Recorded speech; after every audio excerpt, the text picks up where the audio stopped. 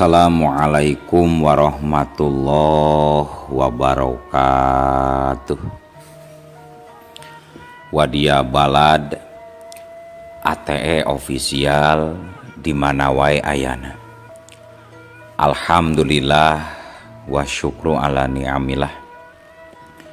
Kalayan diwuwuh ku Qobul anu maha agung dibarengan ku pangijabah anu maha kawasa. Diiring ku kadeudeuh kanyaah Gusti anu maha suci. Urang ayeuna dugi kadangat ayeuna masih kene tiasa ditepang dangukeun deui dina acara anu matuh kamemet urang sadayana. Nyatana dina pagelaran dongeng Sunda jejer carita kasarung kamangsa kalarung. Ayeuna bagian anu ka genep welas nanya pamiarsa. Ieu dongeng mangrupikeun buah karyana Kang Ian Aditya di palihan Rancah Ciamis. Kangge Kang Ian ngahaturkeun rewuh laksa ketik kabingahan rehna parantos ngawidian mamang kangge medar ieu dongeng dina channel ATE official ieu. Atuh sumangga kanu teu acan subscribe kantun subscribe heula. Ngarah langkung pogot sareng langkung sumanget deui ka si mamangna dina enggoning medar ieu dongengna. Nging hilap di like di komennya nu saseueur-seueurna. Lain naon. Mamang masuk bingah kitunya. Upami maosan komentar-komentar ti para wargi sadayana teh. Atuh ngarah teh nyangkolong tingkana waktos sumangga. Ayeuna mah urang lajengkeun deui dongeng kasarung bagian anu ka genep welasna. Kumaha salajengna sor cikopina betot simutna pagan heula tali kolorna bisi morosot merezel morozol uzel-uzelan di tengah jalan. Tumpak dung dung des.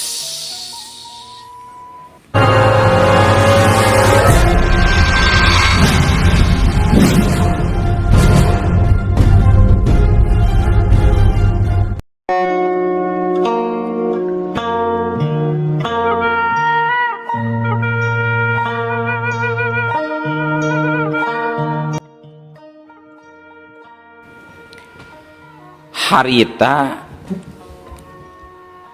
Ratu Asparini niat narek balik deui ka Aki Permana. Tapi reg lengkahna eureun. Lantaran di hareupeunana geus ngabadega hiji makhluk anu pikasieun make jubah hideung. Sirahna aya tandukan. Panona ngawangun segitiga.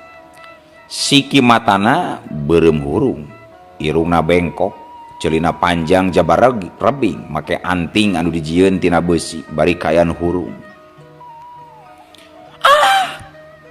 Ratu Asparini ngajerit bari mundur sabaraha lengkah.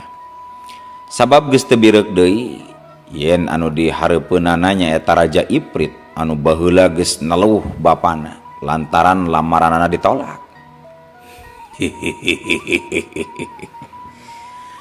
Reka mana ratu? Kunaon anjeun ninggalkeun istana tan bagula?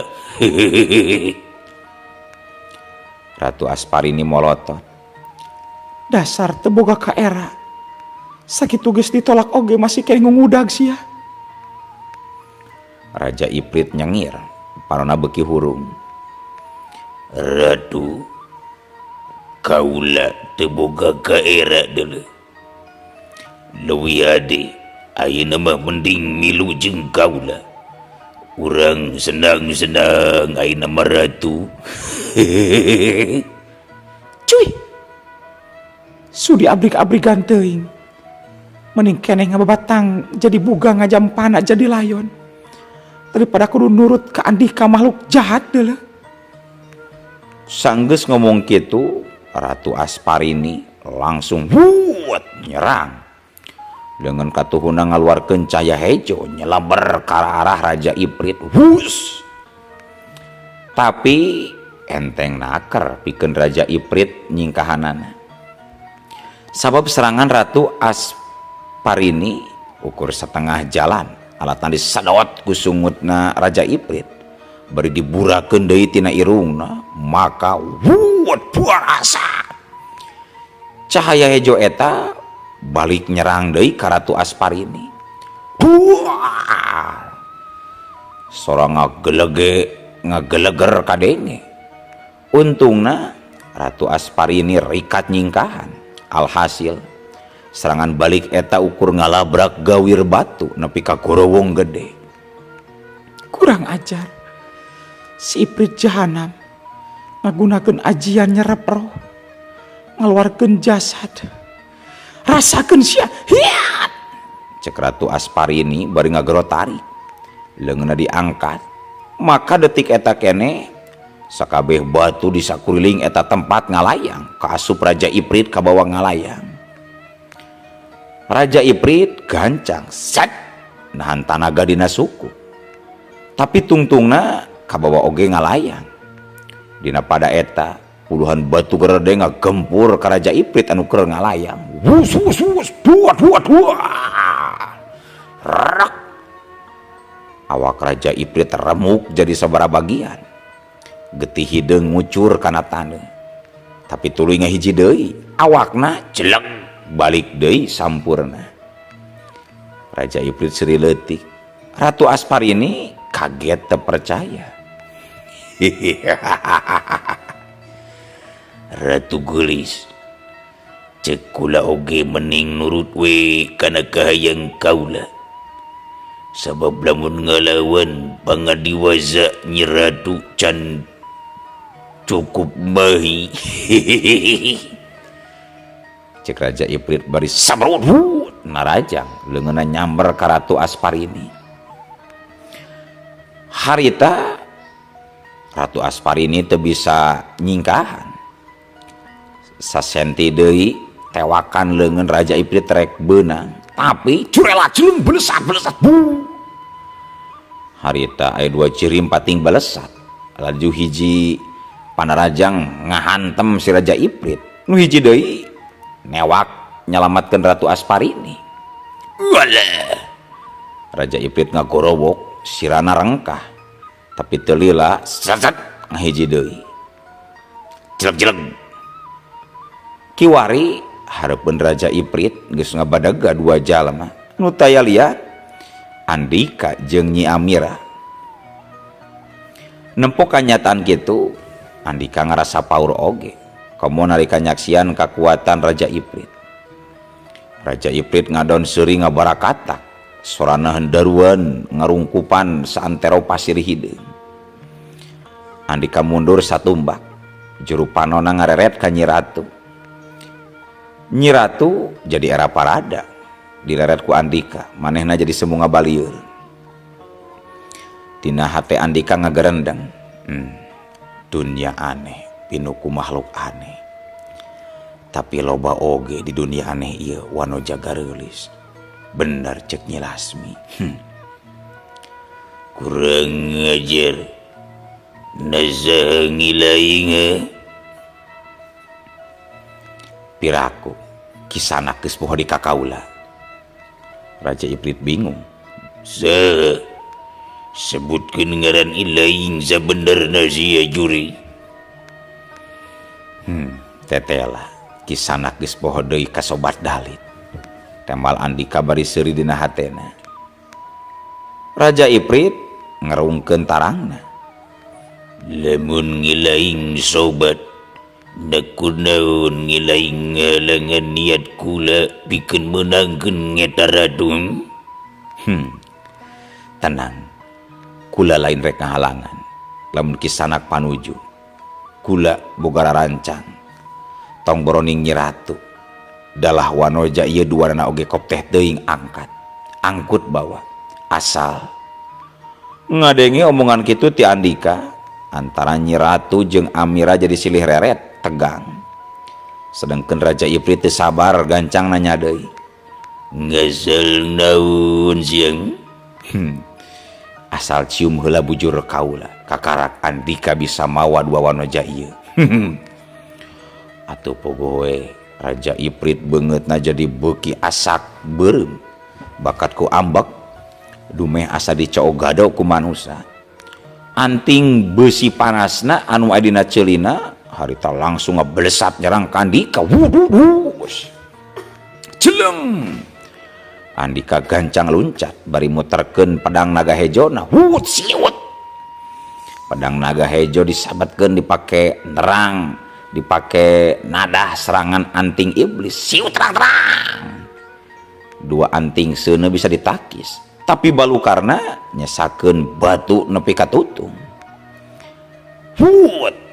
Harita Andika nyerang ku jurus salapan pedang dewa.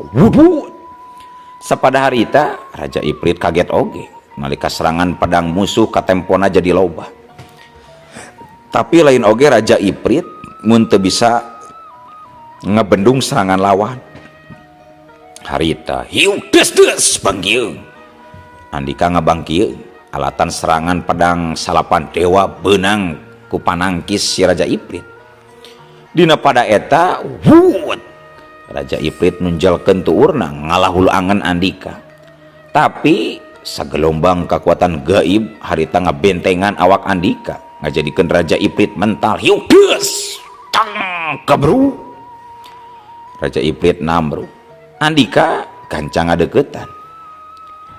Amira, mana akang nginjem jaring naraka pikeun ngalumpuhkeun eta makhluk pikasieun. Satuluyna sanggeus jaring naraka dibikeun ku Amira, Andika laju ngalayang bari meberkeun jaring naraka. Borasat. Cahaya koneng anu kaluar tina jaring naraka nyamburat marangan meberna jaring. Nenjok itu Raja Iprit jadi kaget. Cilaga, jaring naraga. Cek Raja Iprit setengah ngagorowok. Raja Iprit kacida kagetna nalika Andika ngalungkeun jaring naraka mahna ngacerit bari mundur. Raja Iprit paham ieun di dunia jin eta pakarang teh kaasup anu pangmatihna, malah nepi ka kiwari can aya seorang oge makhluk jin anu sanggup lolos tina rungkupan jaring naraka. Sateka pola Raja Iprit ngabendung ku ajian nyerep roh ngeluarkeun jasad.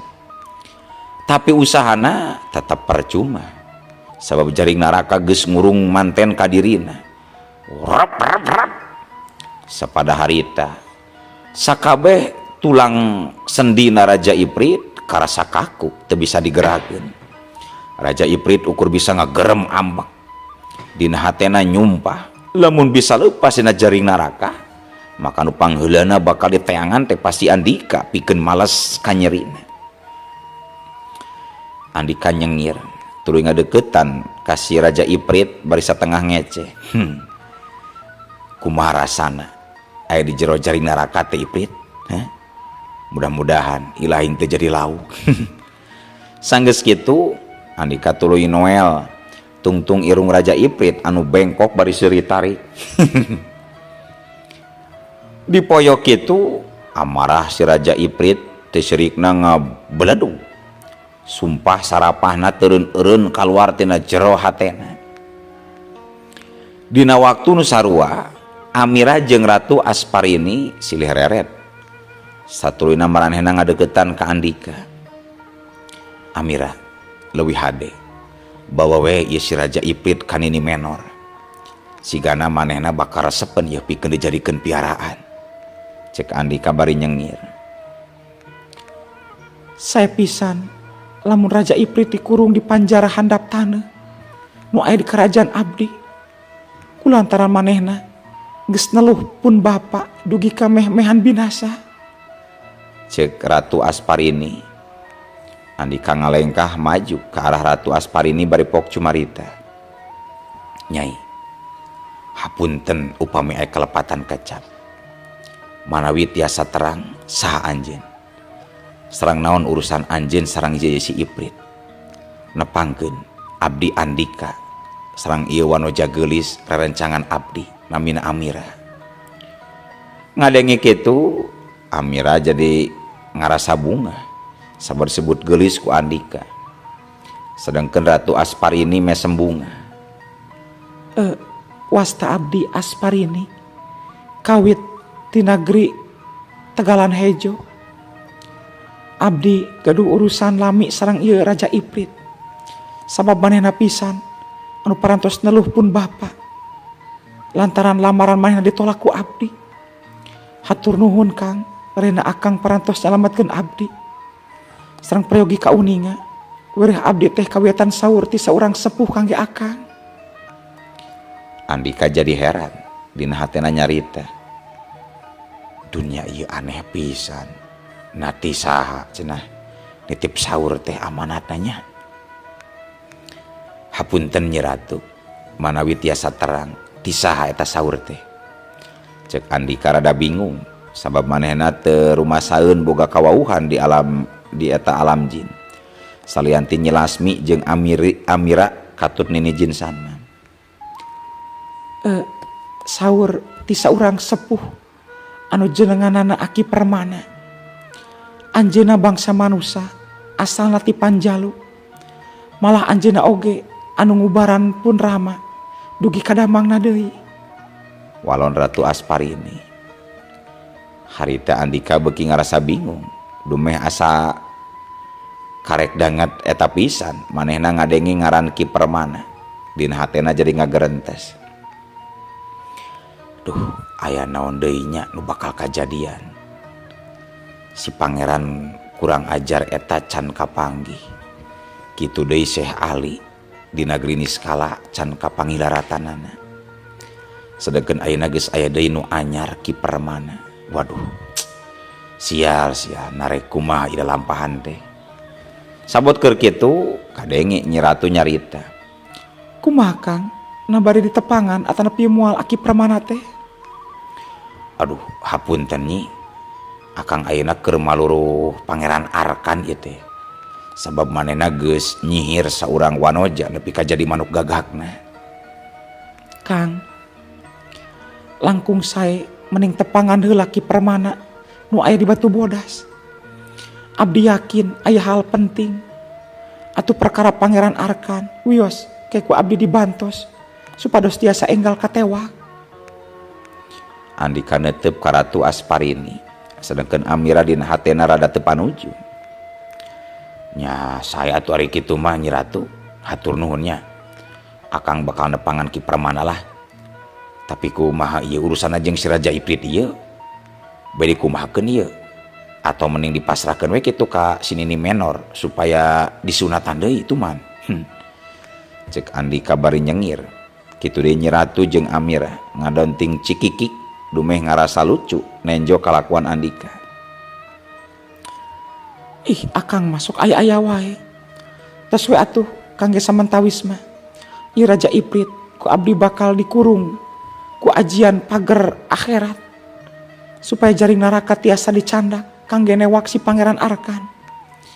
Abdi yakin si Raja Iprit moal tiasaeun kaluar upami dikurungna ku ajian pager akhirat. Oh nya saya atuh akang panuju lah, cek Andika. Maka sanggeus eta kasapukan ti luarna tuluy Mariang ka Gunung Batu Bodas. Sedangkan Raja Iprit dikurung handapeun batu gede di pagar ku ajian pagar akhirat milik Ratu Asparani. Para wargi sadayana sabaraha poe ti harita Raja Iprit anu kakurung ku pagar akhirat an ukur bisa nyumpahan jeung kukulutus. Sabab dirina bener-bener teu bisa hojah tina pangaruh ajian pagar akhirat. Dina hiji peuting nalika bulan caang remeng-remeng sajirim kalangkang beureum katenjol lumpat di antara batu-batu nu aya di gawir. Saturusna eta kalangkang teh rageureun di hareupeun batu tempat dikurungna si Raja Iprit. Teu lilah si kalangkang beureum seri sinis bari tuluy cumarita. Peuting tiis kieu tengenah lamun kudu di jero batu. Kemudian lamun anu ngalakukeun saurang wanoja anu dipika cinta.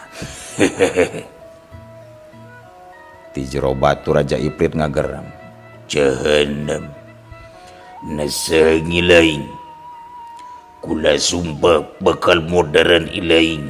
Lamun geus bisa lepas tina kurungan ajian ieu kurang ajar. Ulah sombong deuleu. Sabab sakalian usik oge ilaing teu becus. Coba rek kumaha carana mun rek mayan dewek deuleu ah. Tembal si kalangkang beureum. Sebutkeun ngaran ngilaing sia jurig. Ngaran kula si Durkala alias si beungeut dua warna. Guruna Pangeran Arkan ti Tegalan Hideung. Raja Iprit ngageram. Pantes ari kitu mah. Sikana si laing hayang batu mustika, batu iblis beureunan ya. Si Durkala curinghak waktu ngadengi omongan si Raja Iprit. Dasar Iprit nyawan oge geuning ilaing Iprit. Di mana lamunnya ilaing nyawa eta mustika teh ayana? Kembang dulu mustika mah. Ngan tapi aya syaratna. Aya syarat? Nya naon syaratna? Syaratna ngilaing kudu bisa ngalupaskeun heula kaula deuleu dar gula. Hade. Kula bakal ngabebaskeun ilaing deuleu sia. Tapi mustika eta kudu dipasrahkeun ka kula deuleu. Sanggeus adu geunam catur kitu, tungtungna Raja Iprit ngelehan. Sabab pikeun dirina saayeuna mah eueuh gunana loba nawar. Kulantaran tanpa daksa taya kakuatan. Harita si Raja Iprit tuluy ngusiwal ngaluarkeun hiji batu warna hideung herang anu katelahna batu mustika iblis. Kasaktian eta mustika geus teu diragukeun deui di kalangan jin hideung mah. Kabeh pada nyaho kumaha digdayana eta batu keur sing saha wae anu mibandana. Yeuh gera cokot deuleu Durkala, cek Raja Iprit. Saterusna kalayan teu loba catur deui. Ki Durkala laju ngacorelat nyamber batu mustika iblis. Bari ngalepaskeun ajian pamungkasna. Pikeun ngalepaskeun ajian pager akhirat. Des. Sapada harita ajian pager akhirat teh beunang di bedol. Awak Raja Iprit harita ngaluarkeun haseup hejo. Wuus. Sarta manehna bisa bebas. Belesat. Raja Iprit laju ngapelesat kaluhureun batu. Bari seuri licik. Sedangkeun Ki Durkala geus ngecorelat ngiles. Jengles. Para wargi sadayana dina waktu eta di pasir batu beureum panon si Durkala katingali hurung kitu deui beungeutna. Reup rai beureum hideung warnana beuki poe. Leungeunna dikepeulkeun tuluy dihantamkeun kana tembok rohangan anu dijieun tina batu-batu pasagi. Brah. Tembok eta rujad jadi amburadul. Tina sungutna kaluar kutukan jeung sumpah pati. Raja Iprit bangsat. Ilaing geus nipu kaula. Awas daguan si Raja Iprit. Pasti sia bakal wih nyeri. Aing bakal ngudag si laing sanajan nepi kaliang sireum oge sadibere Raja Iprit. Dina kajadian samemehna si Durkala geus hasil ngabebaskeun Raja Iprit tina ajian pagar akhirat kuburuhan mustika batu iblis. Tapi sanggeus nepi ka tempatna di pasir batu beureum, manehna mariksa eta batu. Si Durkala kacida kagetna. Sabab anu dibawana ngan ukur batu biasa. Tetela Raja Iprit geus nipu ku cara nyihir batu biasa jadi siga mustika. Satuluna si Durkala ngagerotari. Arkan, keluar sia. Kadi, keluar, kau larek nyarita Arkan. Tulila culung. Pangeran Tegalan Hideung geus aya di hareupeunana. Budina bakatut dumeh disebut bodoh kun jadi guruna. Aya naon sabenerna nepi kaki guru ambek kieu. Ye dengekeun ku ilaing deuleu Arkan.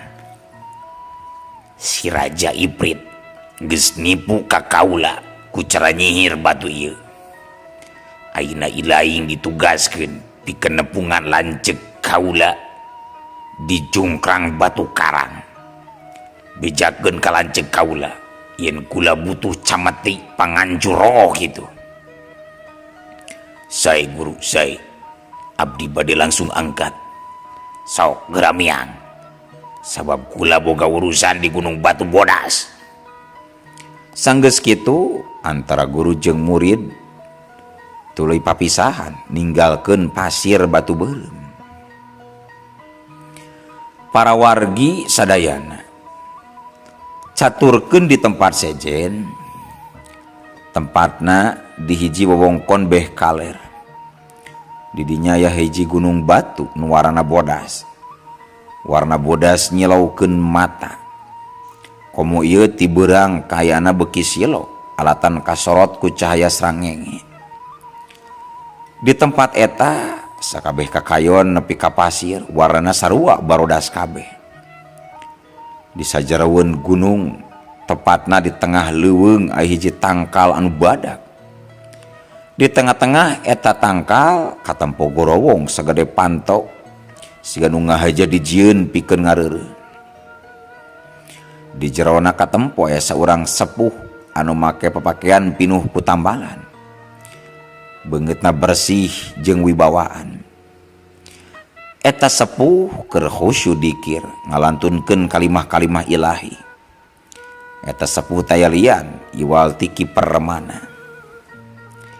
Di antara hiliwirna angin kiper remana geus ngarasa aya lengkah kasar nu datang kadinya sok sanajan masih keneh jauh. Lengkah eta beuki lila beuki deukeut nepi ka tungtungna nepi ka handapeun tangkal tempat mahena cicing. Tetela nu datang kadinya teh Ki Durkala. Mahena nyengir nyarita. He, Aki Kolot. Nah bener ilaing teh asalna ti alam manusia. Cek Ki Durkala. Bener bisa kula di alam manusia Durkala. Kebek Ki Durkala kaget. Manehna heran dumeh kiper mana bisa nyahong kangaran dirina. Naku macarana ilaing bisa nyahong ngaran kula. Padahal panggil oge karek ayeuna deuleu. Eta mah saukur kawenangan Gusti. Aya perlu naon atawa rek minta bantuan naon. Nepi ka anjeun datang jauh di pasir batu beureum ka dieu. Si Durkala beuki kaget, dina hatena ngagarentes. Kurang ajar. Ieu aki-aki teh las sakti geuning euy. Durkala kula teu sakti. Ieu kabeh ukur kakawasaan jeung pangersa nu kawasa. Dina pada eta Durkala bener-bener ngerasa kasaktian dirina teh sacongok kuku-kuku aki-aki nu darepeunana. Tapi najan kitu, hate si Durkala geus leuwih ti teuas maena keukeuh kana paniatanana. Durkala deui ade urungkeun niat anjeun. Sabab keris ieu lain hak anjeun. Teu bisa deuleu. Sanajan anjeun sakti, kula moal nepi ka mundur sia. Temal si Durkala bari langsung luncat nyerang. Panarajangna ngahiuk tohaga rek ngancurkeun tempat dikirna Ki Permana. Tapi buas kebru panarajang Ki Durkala ukur bisa ngahancat tempat kosong sabab Ki Permana geus eueuh di tempatna. Si Durkala bingung sabot keur kitu wuplak kana pundukna anu nepak ti tukang. Si Durkala gancang malik nalika malik ana breh teh tetela Ki Permana.